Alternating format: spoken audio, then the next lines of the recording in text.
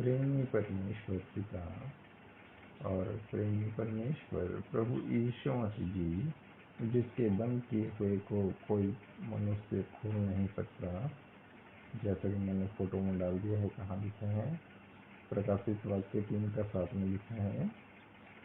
और प्रेम परमेश्वर पवित्र आत्मा प्रभु जी के अति पवित्र और सामर्थी नाम में आप सभी को जय मसीह। आज की तारीख है बुधवार 28 जुलाई 2021। मुख्य विषय है परमेश्वर पिता के बारे में अध्ययन कर रहे हैं हम। इसे यूनानी में पेट्रोलॉजी भी कहते हैं। कृपया ध्यान दें, अभी हम जो सीख रहे हैं उसे सिस्टमैटिक थियोलॉजी कहते हैं। मतलब अपने परमेश्वर और अन्य विषयों के बारे में एक क्रम से अध्ययन करना। आज का विषय 10वां पॉइंट हम देख रहे हैं, परमेश्वर की महिमा, ग्लोरी ऑफ गॉड। परमेश्वर की महिमा के विषय में परमेश्वर का वचन हमें मुख्य 20 बातें सिखाता है, जिनमें कुल 29 बातें हैं, जिनमें से हम 5 बात देख चुके थे। आज 2 बात और देखेंगे। 6वां, हमें भी परमेश्वर ने अपनी महिमा के लिए चुना है। फिर से बोलता हूँ, हमें भी परमेश्वर ने अपनी महिमा के लिए चुना है, जैसा कि इफिसियों 1:4-6 में लिखा है। जैसा उसने हमें जगत की उत्पत्ति से पहले उसमें चुन लिया कि हम उसके निकट प्रेम में पवित्र और निर्दोष हों।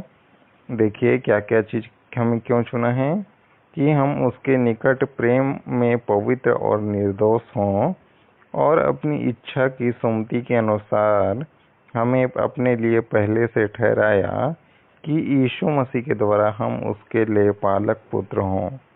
लेपालक का मतलब होता है गोद लिया हुआ, एडॉप्ट। और 6वें पद में लिखा है कि उसके उस अनुग्रह की महिमा की स्तुति हो जिसे उसने हमें उस प्यारे में सेतमेत दिया। तो इन वचनों का मतलब है कि इसके पहले कि विश्वासी पैदा हुए और दुनिया बनाई गई, परमेश्वर ने भविष्य के समय को देखकर हम सबको यीशु मसीह में देखा और ऊंचे स्थान के लिए ठहराया। आप देख सकते हैं रोमियो 8:29-30। तो यहाँ 4 से 6 पद में पौलुस परमेश्वर के चुनाव और विश्वासियों के पहले ठहराए जाने के बारे में सिखाते हैं। पहली बात हम देखते हैं, लिखा है हम उसके निकट प्रेम में पवित्र और निर्दोष। इसका मतलब ये है कि परमेश्वर चाहते थे कि हम पवित्र और निर्दोष ठहराए जाएं। हालेलुया।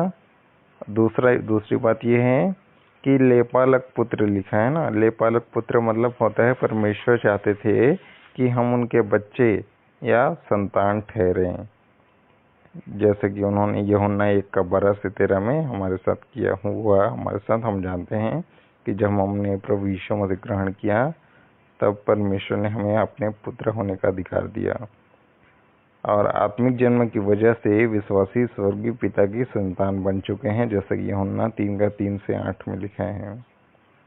तीसरा, अनुग्रह की महिमा की स्तुति हो, लिखा है ना। उसका मतलब यह है कि परमेश्वर यह चाहते थे कि उनकी बड़ी दया के लिए लोग उनकी बड़ाई और महिमा करें, जैसे कि 1 कुरिन्थियों 1:29-31 में भी लिखा है। क्योंकि यदि लोग खुद को बचा सकते थे तो सारी बड़ाई उन्हीं को मिलती। ऐसे किसी भी घमंड की संभावना को स्वर्गीय पिता ने खत्म कर डाला। अब देखते हैं कि परमेश्वर की महिमा से भरी हुई कृपा ही लोगों को उद्धार देती है, इसलिए सारा सम्मान उन्हीं के लिए है। कृपा को कमाया नहीं जा सकता है, इसलिए सारा आदर और महिमा केवल उन्हीं के लिए है। और ये जो वचन हमने पढ़ा, अभी हम जो जिस टॉपिक को देख रहे हैं कि परमेश्वर ने हमें अपनी महिमा के लिए चुना है, ये परमेश्वर की सृष्टि किए जाने से पहले से हमारे चुनाव के बारे में, ठहराए जाने के बारे में हैं ये सभी वचन। और इफिसियों 2:4 भी देखना, यिर्मयाह 31:3 में देखना, ताकि जिससे भविष्य में परमेश्वर को महिमा मिलने वाली थी और अब मिल भी रही है। हालेलुया। 6 पॉइंट देख लिए, 7वां पॉइंट देखते हैं। इसे वर्णित किया गया है किसे? परमेश्वर की महिमा को। कैसे? 3 बात हैं, 3 प्रकार से वर्णित किया गया है। पहला, परमेश्वर की महिमा महान है। ये कहाँ लिखा है? भजन संहिता 138:5 में लिखा है, वे यहोवा की गति के विषय में गाएंगे, क्योंकि यहोवा की महिमा बड़ी है। बड़ी के लिए जो इंग्लिश में शब्द है ग्रेट, मतलब महान। दूसरा, परमेश्वर की महिमा अनंत काल तक स्थिर रहने वाली है।